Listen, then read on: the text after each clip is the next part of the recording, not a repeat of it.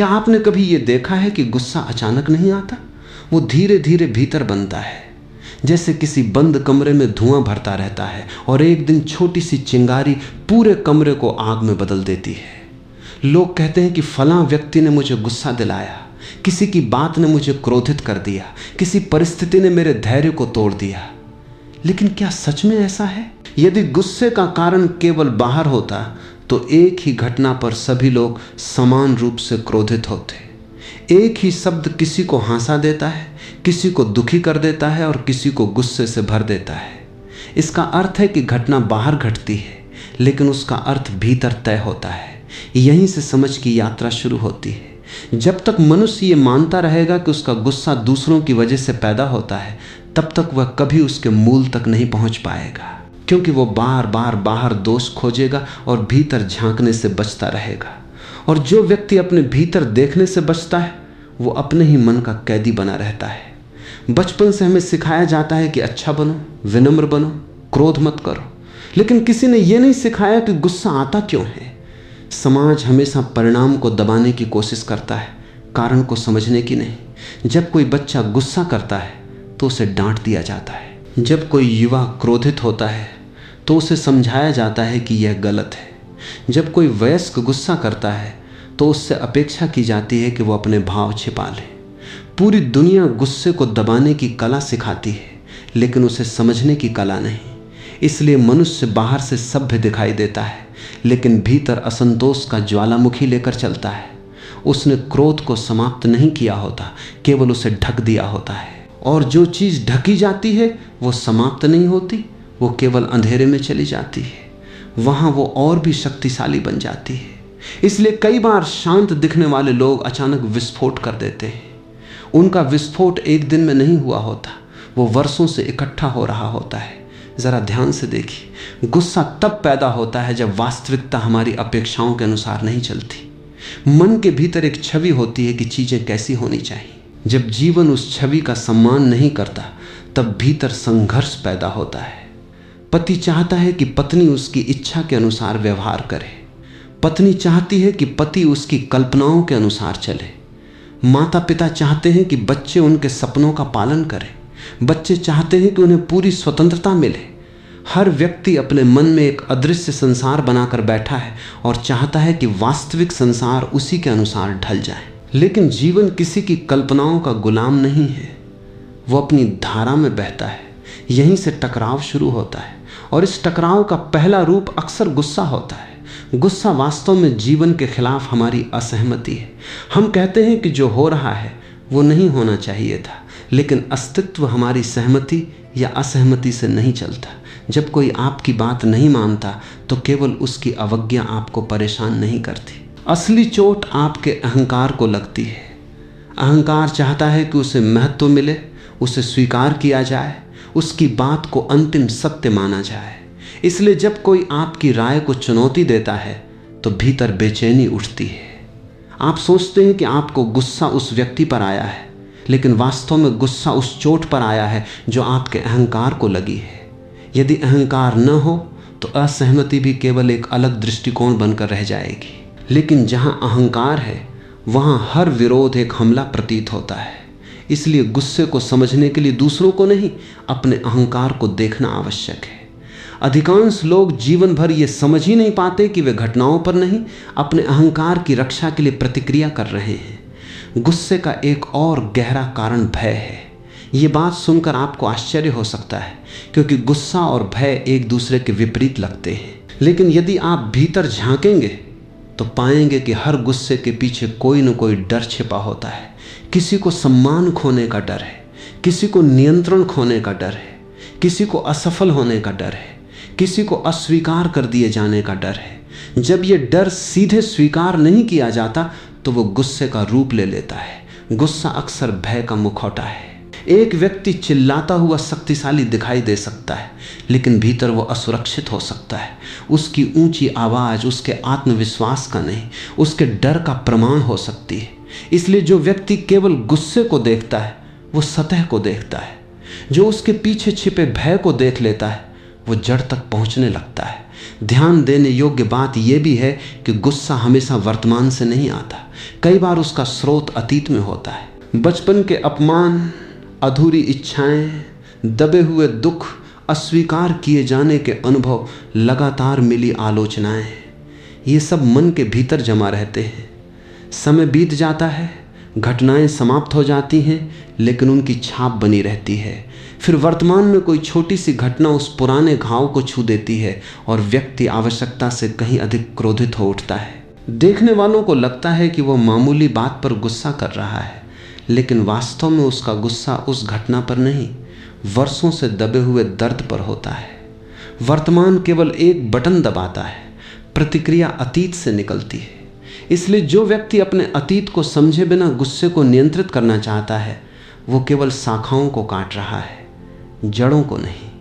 यही कारण है कि गुस्से को केवल नियंत्रित करने की बात अधूरी है। नियंत्रण अक्सर दमन बन जाता है और दमन का परिणाम कभी शांति नहीं होता। यदि आपके भीतर आग जल रही हो और आप केवल दरवाज़ा बंद कर दें तो आग बुझती नहीं, बल्कि कमरे को और अधिक गर्म कर देती है। इसी तरह गुस्से को दबाना उसे समाप्त नहीं करता, वो भीतर जमा होता रहता है। फिर वो या तो किसी दिन विस्फोट बनकर बाहर आता है या भीतर ही भीतर तनाव, चिंता, बेचैनी और दुख का रूप ले लेता है। इसलिए पहला कदम नियंत्रण नहीं, समझ है। समझ के बिना नियंत्रण केवल अभिनय है।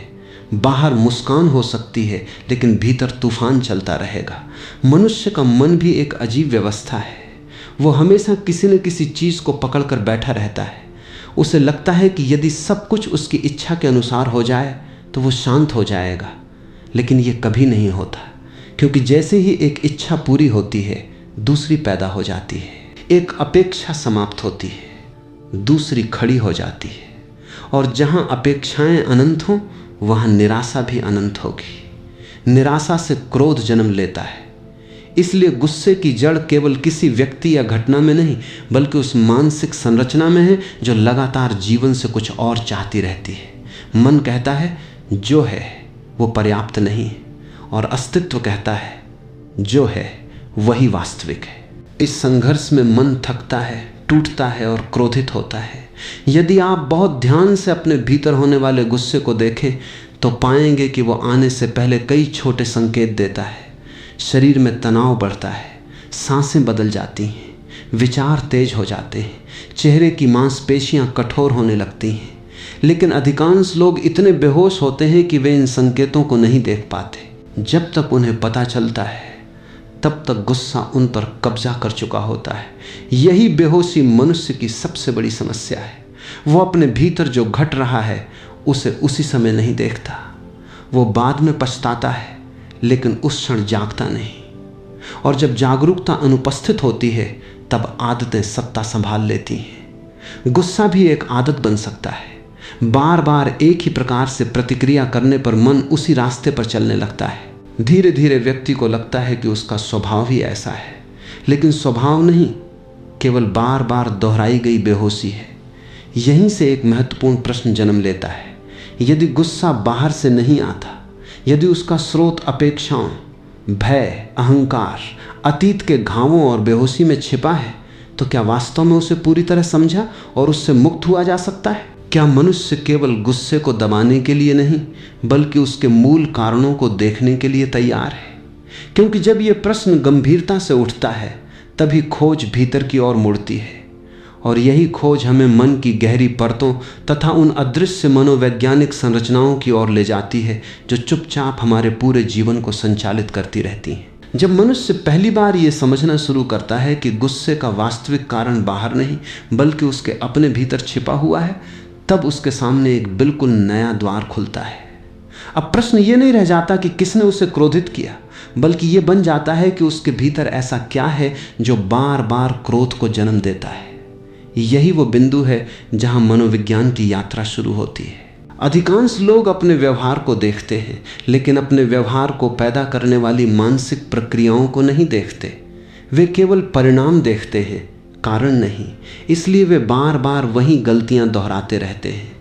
यदि कोई व्यक्ति हर दिन एक ही पत्थर से ठोकर खाए और केवल घाव पर मरहम लगाता रहे तो समस्या कभी समाप्त नहीं होगी। उसे एक दिन रुक कर यह देखना होगा कि वो पत्थर बार बार उसके रास्ते में क्यों आ रहा है। गुस्से के साथ भी यही होता है। जब तक हम उसकी जड़ों को नहीं देखते तब तक हम केवल उसके प्रभावों से लड़ते रहते हैं। मनुष्य का मन एक संग्रहालय की तरह है जहां अनगिनत अनुभव, धारणाएं, स्मृतियां और निष्कर्ष जमा होते रहते हैं। हर अनुभव मन पर एक छाप छोड़ जाता है। बचपन में किसी ने आपकी प्रशंसा की तो एक छवि बनी कि स्वीकार किया जाना सुखद है। किसी ने अपमान किया तो एक घाव बन गया कि अस्वीकार किया जाना पीड़ादायक है।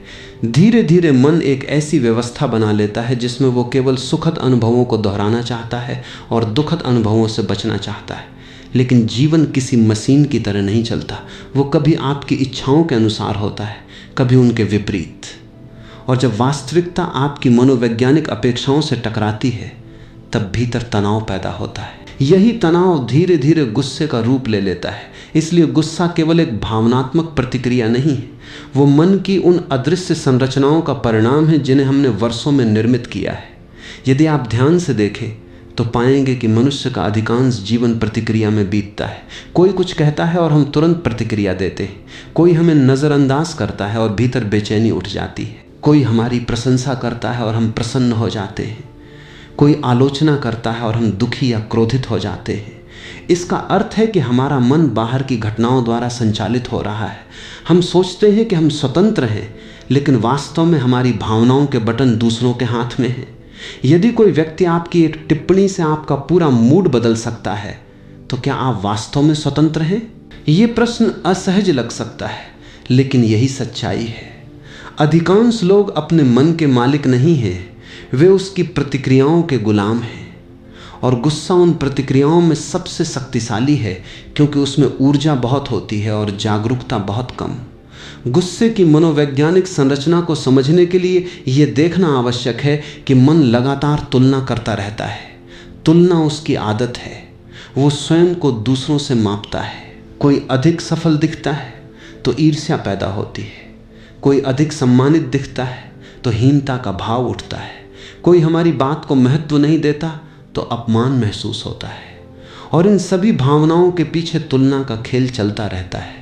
तुलना से असंतोष पैदा होता है और असंतोष से क्रोध। इसलिए गुस्सा कई बार सीधे दिखाई नहीं देता। वो पहले ईर्ष्या बनता है, फिर निराशा, फिर असुरक्षा और अंततः क्रोध में बदल जाता है। व्यक्ति सोचता है कि वो किसी और पर गुस्सा कर रहा है, लेकिन वास्तव में वो अपनी ही तुलना से उत्पन्न पीड़ा पर प्रतिक्रिया दे रहा होता है। एक और गहरी बात समझने योग्य है। मनुष्य केवल वास्तविक घटनाओं पर प्रतिक्रिया नहीं करता, वो अपनी कल्पनाओं पर भी प्रतिक्रिया करता है। कई बार कोई घटना अभी हुई भी नहीं होती, लेकिन मन पहले से ही उसके बारे में कहानियां बना लेता है। किसी ने फ़ोन नहीं उठाया तो मन तुरंत निष्कर्ष निकाल लेता है कि वो हमें महत्व नहीं देता। किसी ने मुस्कुराकर जवाब नहीं दिया तो मन सोचने लगता है कि वो नाराज़ है। किसी ने देर से उत्तर दिया तो हम मान लेते हैं कि वो हमें नज़रअंदाज कर रहा है। फिर इन कल्पनाओं पर आधारित भावनाएं पैदा होती हैं। आश्चर्य की बात यह है कि कई बार हम वास्तविकता से नहीं बल्कि अपनी कल्पनाओं से लड़ रहे होते हैं। गुस्से का बड़ा हिस्सा उन कहानियों से पैदा होता है जिन्हें मन स्वयं गढ़ता है। और चूंकि वे कहानियां भीतर चलती हैं, इसलिए व्यक्ति को लगता है कि वे सत्य हैं। वो उन्हें जांचता नहीं, केवल उन पर विश्वास कर लेता है। मनोविज्ञान हमें यह भी दिखाता है कि मन हमेशा सुरक्षा चाहता है। उसे निश्चितता चाहिए। उसे यह जानना अच्छा लगता है कि आगे क्या होगा। लेकिन जीवन अनिश्चित है। कल क्या होगा कोई नहीं जानता। संबंध बदल सकते हैं, परिस्थितियां बदल सकती हैं, शरीर बदल सकता है, विचार बदल सकते हैं। सब कुछ परिवर्तनशील है, लेकिन मन इस परिवर्तन को स्वीकार नहीं करना चाहता। वो स्थायित्व खोजता है। जब जीवन उसकी इस इच्छा को पूरा नहीं करता तो भीतर बेचैनी बढ़ती है, और यही बेचैनी कई बार गुस्से का रूप ले लेती है। इसलिए गुस्सा केवल किसी घटना की प्रतिक्रिया नहीं है, वह उस संघर्ष का परिणाम भी है जो मन और जीवन के बीच लगातार चल रहा है। जीवन परिवर्तन है, मन स्थिरता चाहता है। जीवन बहाव है, मन पकड़ना चाहता है। और जहाँ पकड़ है वहाँ टूटने का भय है। जहाँ भय है वहाँ गुस्से की संभावना हमेशा बनी रहती है। ध्यान से देखने पर एक और रहस्य सामने आता है। मनुष्य अक्सर उस चीज पर सबसे अधिक गुस्सा करता है जिससे वो सबसे अधिक जुड़ा हुआ होता है। अजनबी की बात हमें उतनी चोट नहीं पहुंचाती जितनी किसी अपने की बात पहुंचाती है। इसका कारण क्या है? कारण यह है कि जहां लगाव अधिक होता है वहां अपेक्षाएं भी अधिक होती हैं, और जहां अपेक्षाएं अधिक होती हैं वहां निराशा की संभावना भी अधिक होती है। पति पत्नी के बीच, मित्रों के बीच, माता पिता और बच्चों के बीच होने वाले अधिकांश झगड़े प्रेम के अभाव से नहीं बल्कि अपेक्षाओं की अधिकता से पैदा होते हैं। लोग कहते हैं कि वे प्रेम करते हैं, लेकिन कई बार उनके प्रेम के भीतर स्वामित्व छिपा होता है। वे चाहते हैं कि दूसरा व्यक्ति उनके अनुसार चले। जब ऐसा नहीं होता तो प्रेम के पीछे छिपा नियंत्रण उजागर हो जाता है और गुस्सा सामने आ जाता है। इसलिए गुस्सा हमें यह भी बताता है कि हमारे संबंधों के भीतर कितनी स्वतंत्रता है और कितना स्वामित्व। कई लोग सोचते हैं कि गुस्सा शक्ति का प्रतीक है। उन्हें लगता है कि यदि वे क्रोधित नहीं होंगे तो लोग उनकी बात नहीं मानेंगे, इसलिए वे गुस्से को एक उपकरण की तरह इस्तेमाल करने लगते हैं। लेकिन यह एक भ्रम है। गुस्सा शक्ति नहीं, नियंत्रण खोने का संकेत है। जब कोई व्यक्ति शांत रहते हुए स्पष्टता से बात कर सकता है तब वो वास्तव में शक्तिशाली है। लेकिन जब उसे अपनी बात मनवाने के लिए चिल्लाना पड़ता है तो ये उसकी कमजोरी को प्रकट करता है। गुस्से के क्षण में व्यक्ति सोचता है कि वो दूसरों को नियंत्रित कर रहा है, जबकि सच्चाई यह है कि वो स्वयं अपने ऊपर नियंत्रण खो चुका होता है। इसलिए गुस्सा कभी स्वतंत्रता का संकेत नहीं हो सकता, वो हमेशा किसी आंतरिक असंतुलन का संकेत है। यह भी रोचक है कि मनुष्य अपने गुस्से को उचित ठहराने में बहुत कुशल है। जब वो क्रोधित होता है तो उसे अपने क्रोध के पीछे 100 कारण दिखाई देते हैं। उसे लगता है कि उसकी प्रतिक्रिया पूरी तरह जायज़ है, लेकिन यदि वही घटना किसी दूसरे व्यक्ति के साथ हो तो वो उसे शांत रहने की सलाह देता है। इसका अर्थ है कि मन निष्पक्ष नहीं है, वो अपने पक्ष में तर्क गढ़ता रहता है। यही कारण है कि आत्मज्ञान इतना कठिन है। हम दूसरों को स्पष्ट रूप से देख सकते हैं लेकिन स्वयं को नहीं। हमारा अहंकार हमेशा हमें निर्दोष सिद्ध करने की कोशिश करता है, और जब तक ये प्रक्रिया चलती रहती है तब तक गुस्से की जड़ें बनी रहती हैं, क्योंकि व्यक्ति अपने भीतर की समस्या को स्वीकार ही नहीं करता। यदि कोई व्यक्ति वास्तव में अपने गुस्से को समझना चाहता है तो उसे अपने विचारों की गति को देखना होगा। गुस्सा अचानक नहीं फूटता, उससे पहले विचारों की एक पूरी श्रृंखला चलती है।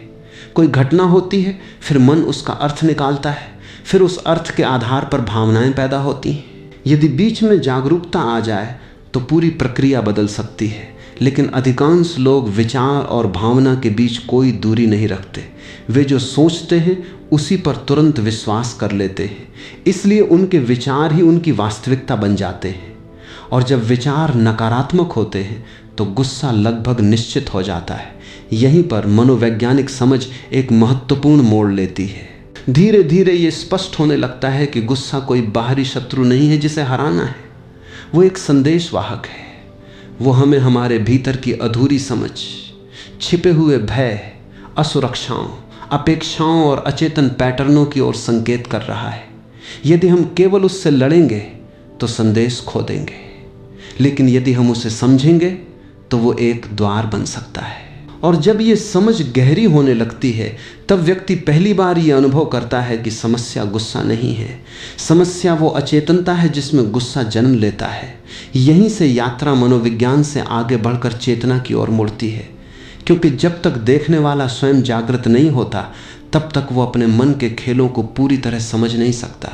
और यही बिंदु हमें भीतर की उस संभावना की ओर ले जाता है जहां केवल विचारों का विश्लेषण नहीं बल्कि स्वयं को देखने की कला जन्म लेती है। जब मनुष्य ये देखना शुरू कर देता है कि गुस्सा केवल बाहरी परिस्थितियों की प्रतिक्रिया नहीं है बल्कि उसके भीतर चल रही अचेतन प्रक्रियाओं का परिणाम है, तब उसकी यात्रा एक नए आयाम में प्रवेश करती है। अब तक वो गुस्से के कारणों को समझने की कोशिश कर रहा था, लेकिन अब प्रश्न बदलने लगता है। अब प्रश्न ये नहीं रह जाता कि गुस्सा क्यों आता है, बल्कि ये बन जाता है कि वो कौन है जो गुस्से को देख सकता है।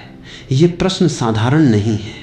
वास्तव में यहीं से आध्यात्मिक खोज की शुरुआत होती है, क्योंकि जब तक मनुष्य केवल अपने विचारों, भावनाओं और प्रतिक्रियाओं में उलझा रहता है तब तक वो स्वयं को उन्हीं के साथ जोड़कर देखता है। उसे लगता है कि वही उसका वास्तविक स्वरूप है। लेकिन जिस क्षण वो अपने भीतर उठते हुए गुस्से को देखने लगता है, उसी क्षण एक सूक्ष्म दूरी पैदा होती है।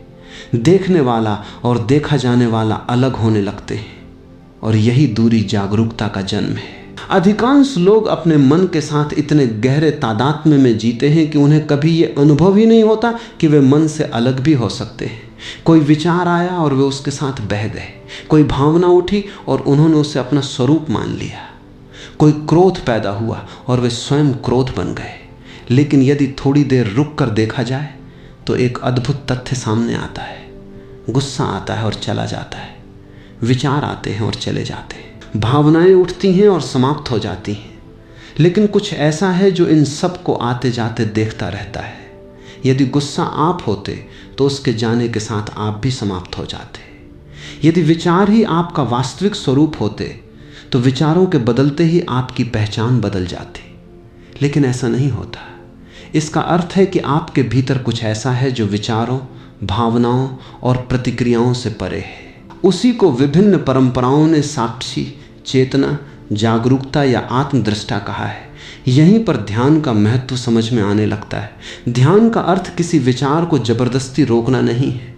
ध्यान का अर्थ किसी भावना से लड़ना भी नहीं है। ध्यान का वास्तविक अर्थ है देखना, बिना निर्णय के देखना, बिना विरोध के देखना, बिना पक्ष लिए देखना। जब गुस्सा उठे तो उसे दबाने की कोशिश मत कीजिए, उसे सही या गलत मत कहिए, केवल उसे देखिए। जिस प्रकार कोई व्यक्ति आकाश में चलते हुए बादलों को देखता है, उसी प्रकार अपने भीतर उठते हुए क्रोध को देखिए। प्रारंभ में यह कठिन लगेगा क्योंकि वर्षों से हमारी आदत प्रतिक्रिया करने की रही है, लेकिन धीरे धीरे देखने की क्षमता विकसित होने लगती है। तब आप पाएंगे कि गुस्सा अभी भी आता है, लेकिन आप पूरी तरह उसमें खो नहीं जाते। आपके भीतर एक हिस्सा ऐसा रहता है जो उसे देख रहा होता है, और यही देखने वाला हिस्सा आपकी मुक्ति की शुरुआत है। गुस्से को नियंत्रित करने की सबसे बड़ी भूल यह है कि लोग उसे रोकने का प्रयास करते हैं। रोकने में संघर्ष है, संघर्ष में तनाव है, और तनाव अंततः उसी ऊर्जा को और मजबूत कर देता है जिसे आप समाप्त करना चाहते हैं। यदि किसी नदी के प्रवाह को बलपूर्वक रोक दिया जाए तो पानी का दबाव बढ़ता जाएगा, एक दिन बांध टूट जाएगा। इसी प्रकार दबाया हुआ गुस्सा भीतर जमा होता रहता है। बाहर व्यक्ति शांत दिखाई देता है, लेकिन भीतर उसका मन अशांत रहता है। ध्यान का मार्ग अलग है। वो रोकने की बात नहीं करता, वो समझने की बात करता है। क्योंकि जिस चीज को पूरी जागरूकता से समझ लिया जाता है वो स्वयं कमजोर होने लगती है।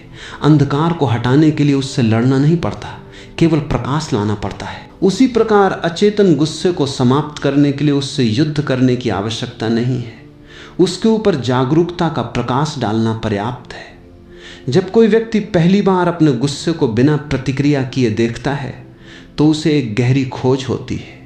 वो देखता है कि गुस्सा वास्तव में ऊर्जा है। स्वयं ऊर्जा न अच्छी है न बुरी।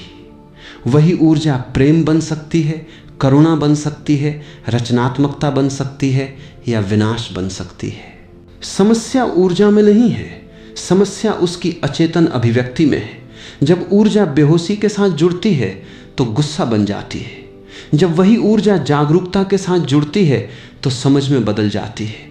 इसलिए आध्यात्मिक दृष्टि से गुस्सा कोई शत्रु नहीं है, वो केवल एक संकेत है कि आपके भीतर ऊर्जा है, लेकिन अभी वो अचेतन दिशा में बह रही है। ध्यान उस दिशा को बदल देता है।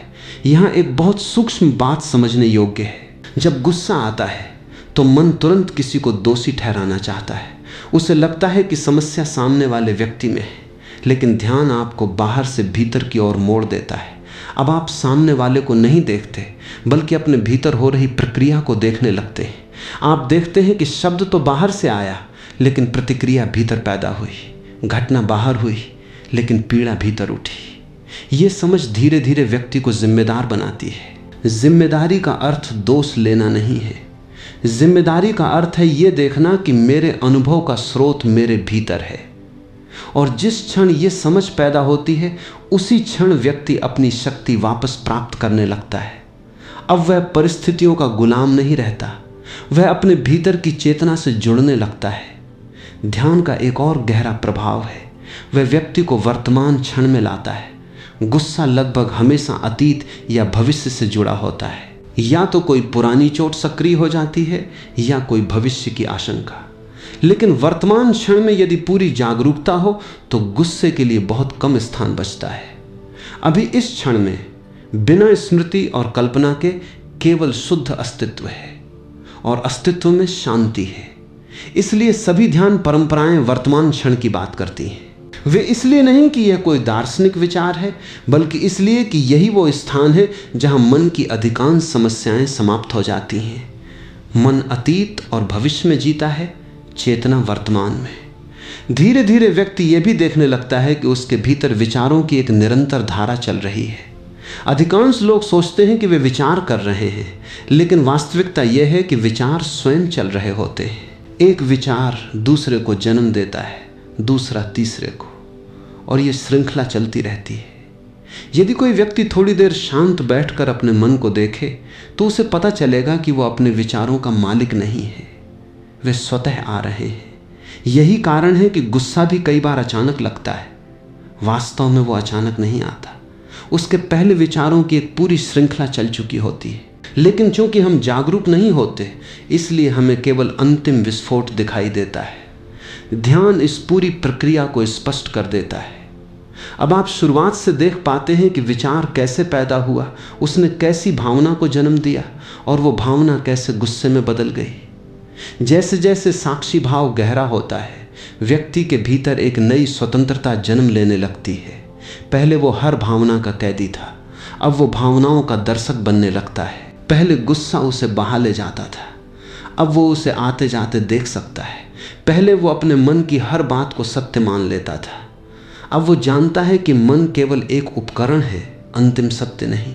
ये परिवर्तन बहुत सूक्ष्म है, लेकिन यही आध्यात्मिक क्रांति है। बाहर से शायद कुछ विशेष न दिखाई दे, लेकिन भीतर व्यक्ति की पूरी संरचना बदलने लगती है। अब वो प्रतिक्रिया के स्थान पर प्रत्युत्तर देना सीखता है। प्रतिक्रिया अचेतन होती है, प्रत्युत्तर जागरूक होता है। प्रतिक्रिया आदत से आती है, प्रत्युत्तर समझ से आता है। और तब एक दिन व्यक्ति को अनुभव होने लगता है कि वास्तविक शांति गुस्से को जीतने से नहीं आती, बल्कि स्वयं को जानने से आती है। क्योंकि गुस्सा केवल एक लक्षण था, मूल समस्या स्वयं से अनभिज्ञ होना था। जैसे जैसे चेतना गहरी होती है, वैसे वैसे मन की पकड़ ढीली होने लगती है। व्यक्ति अपने विचारों से परे एक ऐसी मौन उपस्थिति को अनुभव करने लगता है जो हमेशा से वहाँ थी, लेकिन मन के शोर के कारण दिखाई नहीं देती थी। वही उपस्थिति उसका वास्तविक केंद्र है, वही उसकी वास्तविक शक्ति है। और जब वो उस केंद्र को छूना शुरू करता है, तब जीवन को देखने का उसका दृष्टिकोण बदल जाता है। लेकिन यहीं एक और गहरा प्रश्न जन्म लेता है। यदि मैं अपने विचार नहीं हूँ, यदि मैं अपनी भावनाएं नहीं हूँ, यदि मैं अपना गुस्सा नहीं हूँ, तो फिर मैं कौन हूँ?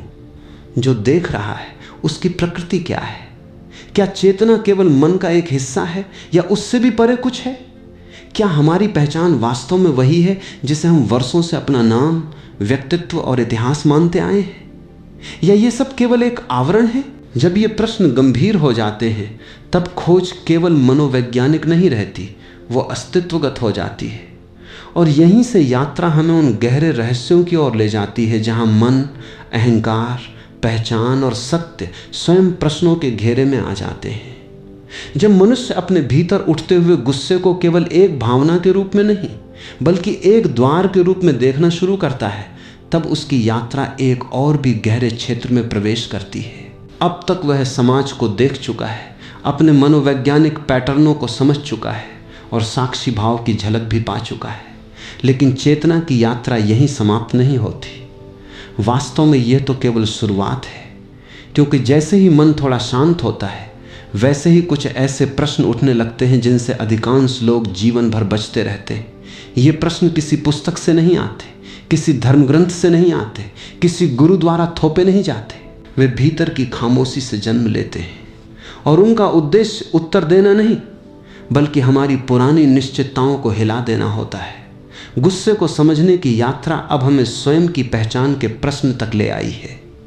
क्योंकि यदि गुस्सा मेरा नहीं है, यदि विचार मेरा नहीं है, यदि भावनाएं आती जाती हैं, तो फिर वो कौन है जो ये सब अनुभव कर रहा है?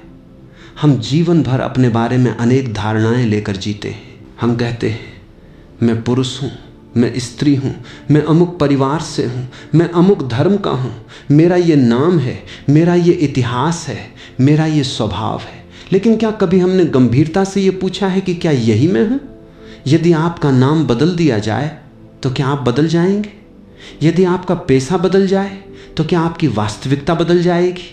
यदि आपकी सारी स्मृतियां मिट जाएं तो क्या आपका अस्तित्व समाप्त हो जाएगा? इन प्रश्नों को सुनकर मन असहज हो जाता है, क्योंकि मन पहचान पर टिका हुआ है। उसे किसी न किसी परिभाषा की आवश्यकता होती है। वो जानना चाहता है कि वो कौन है।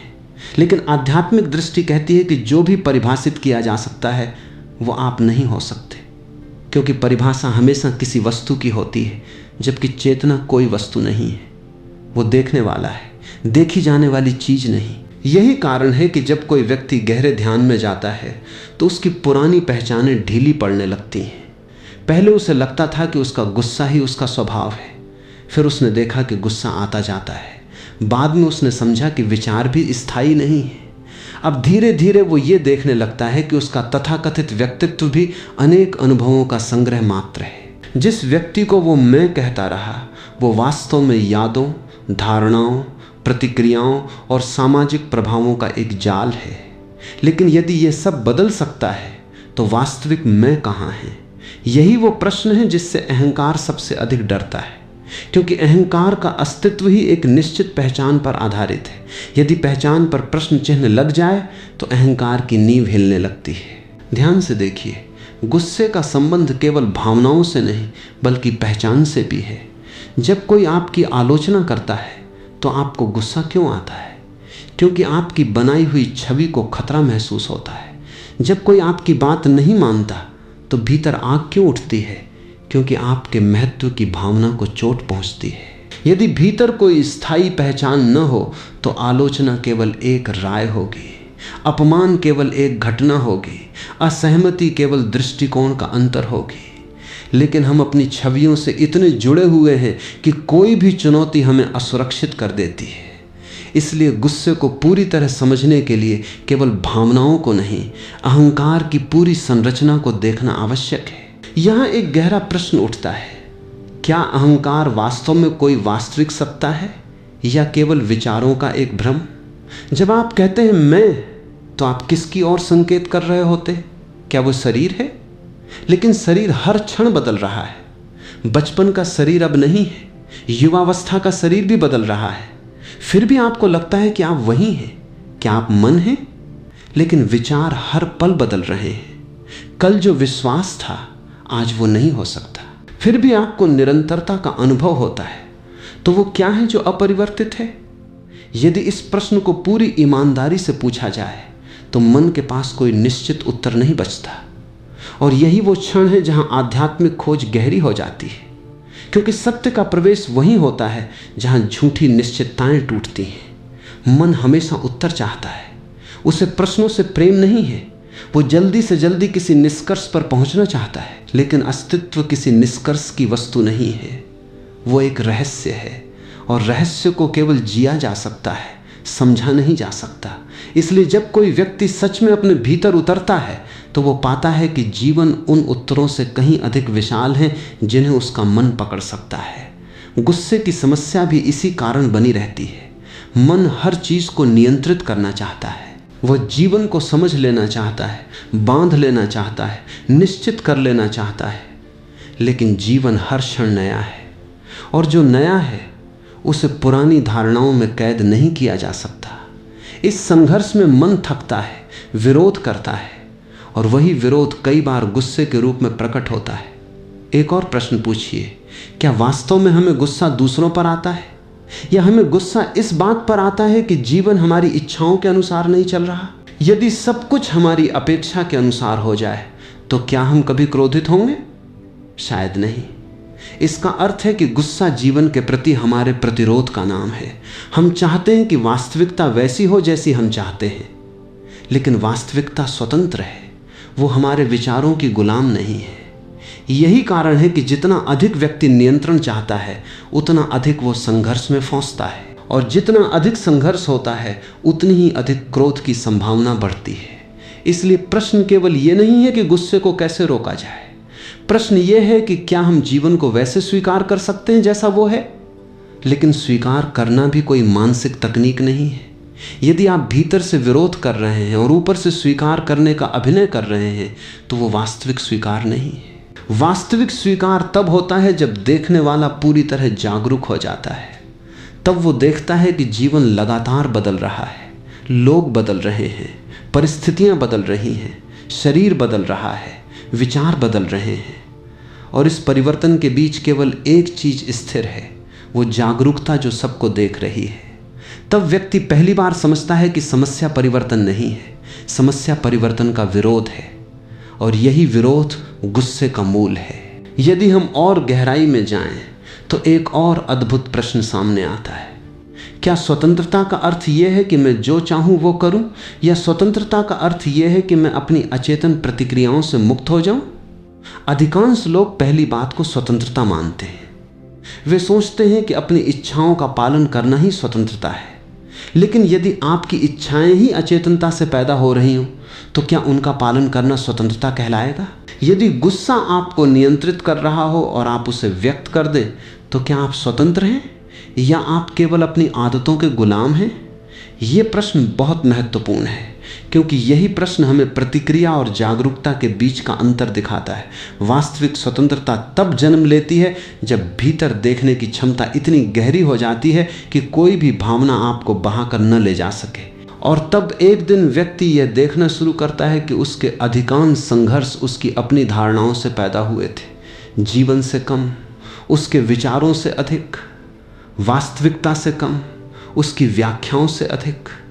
लोग उससे कम टकराए थे, उसकी अपेक्षाएं अधिक टकराई थीं। धीरे धीरे एक मौन समझ जन्म लेने लगती है कि शायद सत्य को पकड़ने की नहीं, उसके लिए उपलब्ध होने की आवश्यकता है। शायद जीवन को नियंत्रित करने की नहीं, उसके साथ बहने की आवश्यकता है। शायद गुस्से को हराने की नहीं, उसे समझने की आवश्यकता है। लेकिन यदि ये सब सच है, यदि पहचानें अस्थायी हैं, यदि अहंकार एक मनोवैज्ञानिक संरचना है, यदि जीवन को नियंत्रित नहीं किया जा सकता, यदि वास्तविक स्वतंत्रता जागरूकता में है, तो फिर मनुष्य को कैसे जीना चाहिए? दैनिक जीवन में वो इस समझ को कैसे उतारे? क्या केवल दार्शनिक प्रश्न पूछना पर्याप्त है, या कोई ऐसी जीवन शैली संभव है जिसमें शांति केवल एक विचार न रह जाए बल्कि अनुभव बन जाए?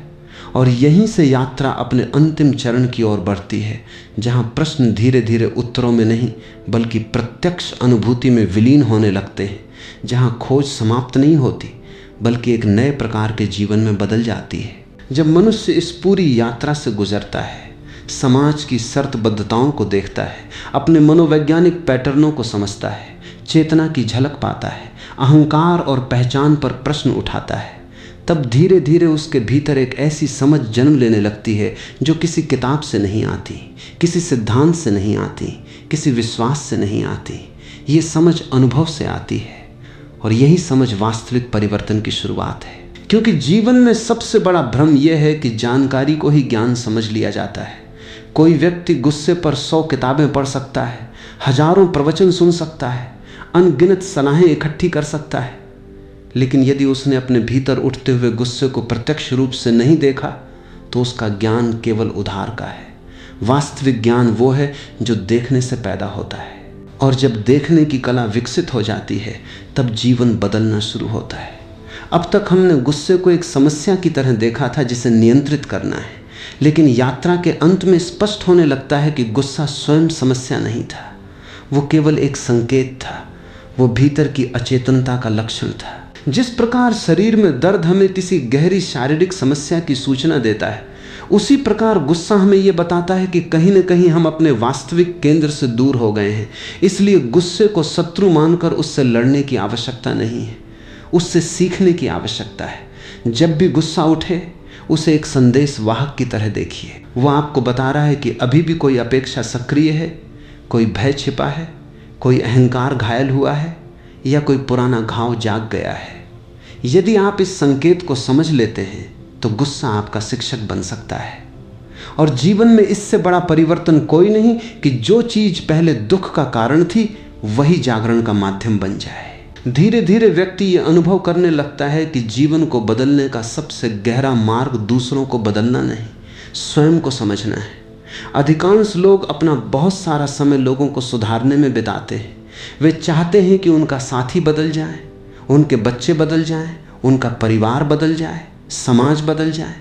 लेकिन इस पूरी कोशिश में वे एक बात भूल जाते हैं, दुनिया उनके अनुसार नहीं चलेगी।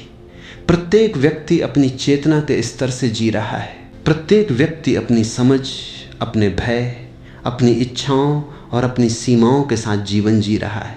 यदि आप लगातार ये अपेक्षा करते रहेंगे कि दूसरे आपकी कल्पनाओं के अनुसार व्यवहार करें तो निराशा निश्चित है, और जहाँ निराशा है वहाँ गुस्सा बार बार जन्म लेगा। इसलिए शांति का पहला कदम दूसरों को बदलने की इच्छा से मुक्त होना है। इसका अर्थ ये नहीं कि आप निष्क्रिय हो जाएं, बल्कि इसका अर्थ है कि आप वास्तविकता को स्पष्ट रूप से देखें। जब ये समझ गहरी होती है तब व्यक्ति के संबंध भी बदलने लगते हैं। पहले वो लोगों को अपनी अपेक्षाओं के चश्मे से देखता था, अब वो उन्हें वैसे देखना शुरू करता है जैसे वे हैं।